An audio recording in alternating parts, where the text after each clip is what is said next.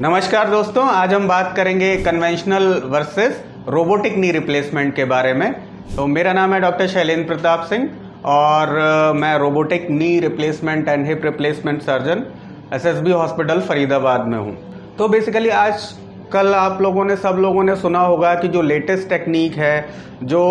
अत्याधुनिक, जो सबसे ज़्यादा इस समय ट्रेंडिंग टेक्निक है नी रिप्लेसमेंट में, वो है robotic joint replacement, robotic knee replacement या रोबोटिक हिप रिप्लेसमेंट भी। तो ये आखिर क्या है, क्या इसको कराने का कोई फ़ायदा है कि क्या कुछ नुकसान है, कुछ बेनिफिट है भी कि नहीं, तो इस बारे में हम बात करेंगे।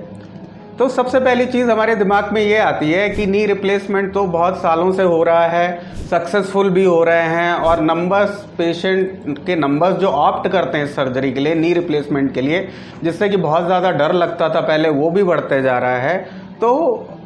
ऐसी क्या ज़रूरत पड़ गई कि हमें अब रोबोटिक नी रिप्लेसमेंट की ज़रूरत पड़ रही है। तो इस जो मेन जो टॉपिक है वो इसी बात पे है। तो सबसे पहली चीज़ मैं ये कहना चाहूँगा कि आपने भी, अगर आपके भी नी खराब हैं या आपके किसी जानने वाले के खराब हैं, घर में हैं, रिलेटिव में हैं, तो आपने भी सुना होगा कि लोग मना करते हैं और बोलते हैं कि नहीं साहब, पहले से भी खराब हो गई हालत, पहले से भी गए गुजरे हो गए साहब। शायद आपने सामने सामने ना देखा हो, लेकिन लोगों को बताते हुए ज़रूर सुना होगा। तो अगर हम डेटा की बात करें तो डेटा, जो साइंटिफिक डेटा जो कि मौजूद है, और इधर उधर की बातें ना भी सुने, तो 25% लोग, जिन लोग का नी रिप्लेसमेंट हुआ है, ऐसा नहीं कि गए गुजरे हो गए या बहुत हालत ख़राब हो गई, लेकिन अपनी सर्जरी से 25% लोग संतुष्ट नहीं हैं, जो कि 1/4 है, और 1/4 एक बहुत बड़ा नंबर है।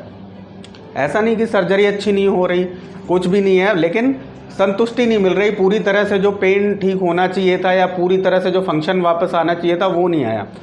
तो वो 25% 1/4 होता है और बहुत ज़्यादा होता है। तो क्या इस चीज़ को इम्प्रूव किया जा सकता है, और इम्प्रूव किया जा सकता है तो कैसे किया जा सकता है? तो उस चीज़ को इम्प्रूव करने के लिए हमारे सामने जो है एक बहुत ही बेसिक चीज़ है, और वो बेसिक चीज़ है कि आप सर्जरी अच्छी होनी चाहिए, उसमें कोई भी इफ़ एंड बट का चांस नहीं होना चाहिए। जो सर्जरी के टाइम इम्प्लांट हम लगाते हैं, वो इम्प्लांट का प्लेसमेंट बिल्कुल एक्यूरेट जैसा होना चाहिए, उस पोजीशन पे होना ही चाहिए, तभी जाके हमें रिज़ल्ट अच्छा मिलेगा। अगर इस चीज़ में कोई भी गड़बड़ होती है तो हमारा जो रिप्लेसमेंट है तो, और हमारे पैर का जो अलाइनमेंट है, वो नेचुरल नहीं रहेगा, वो नॉर्मल नहीं रहेगा, और जब ऐसा होगा तो जिस भी मरीज का ये ऑपरेशन हुआ है वो असंतुष्ट महसूस करेगा और रिकवरी में भी प्रॉब्लम होगी। तो इस चीज़ को, इस प्रॉब्लम को इम्प्रूव करने के लिए, इस प्रॉब्लम को बिल्कुल ही दरकिनार करने के लिए जो तरीका आज की डेट में हमारे पास मौजूद है,